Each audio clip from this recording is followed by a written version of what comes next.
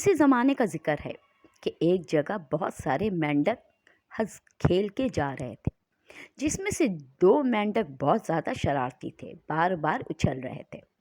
دوسرے مینڈکوں نے اس کو وارن کیا کہ بھائی اگر تم ایسے ہی اچھلتے رہے تو یہ خشک تالاب میں گر جاؤ گے اور پھر باہر آنا بہت مشکل ہے، لیکن یہ دونوں کہاں سننے والے تھے۔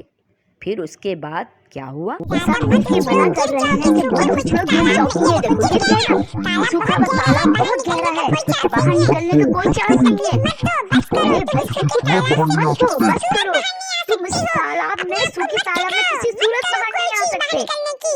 مجھے تو نہیں لگتا ہے کہ میں بچ پاؤں گا، بہت کوشش کر لی ہے، اب میں نہیں اچھلوں گا، بس آخری بار کوشش کروں گا، پھر جو مرضی اللہ کی، چاہے میری جان رہے نہ رہے، آخری بار تو کوشش کروں گا ہی میں۔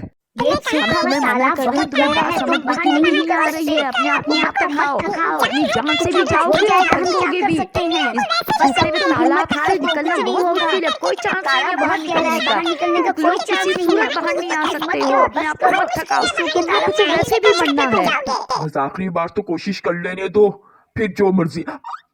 یہ تو واقعی مر گیا ہے، بہت اس نے ہائی جمپ لگائی تھی، لیکن میں بھی آخری بار کوشش ضرور کروں گا، پھر دیکھتا ہوں میں کس طرح سے بچوں گا۔ آپ لوگوں کا بہت بہت شکریہ، اگر آپ لوگ میری حوصلہ افزائی نہیں کرتے تو میں کبھی ایسے ہی باہر نہیں آ سکتا تھا، اگر آپ میری یوں ہمت نہیں بندھاتے تو کبھی میں خشک تالاب سے باہر نہیں آ سکتا تھا۔ آپ لوگوں کا بہت بہت شکریہ۔ کیا مطلب؟ کیا تم نے ہماری آوازیں نہیں سنی تھی؟ جی اصل میں میں بہرا ہوں نا، سن نہیں سکتا۔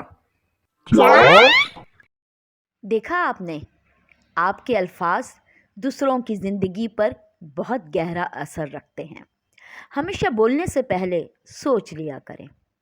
آپ کے الفاظ بہت اہم ہیں، یقین کریں اتنے اہم کہ بعض اوقات تو سامنے والے کی زندگی اور موت کا سبب بن جاتے ہیں۔ اس مینڈک کو ہی دیکھ لیجئے، وہ سن نہیں سکتا تھا، صرف آپ کے ایکشن سے وہ یہ سمجھ رہا تھا کہ آپ اس کی ہمت بندھا رہے ہیں، اور وہ اسی لیے باہر نکلنے کی کوشش کر رہا تھا۔ اگر کوئی سننے والا ہوتا تو شاید اس وقت ہی ہمت چھوڑ دیتا، اس لیے ہمیشہ بولنے سے پہلے سوچ لیا کرے۔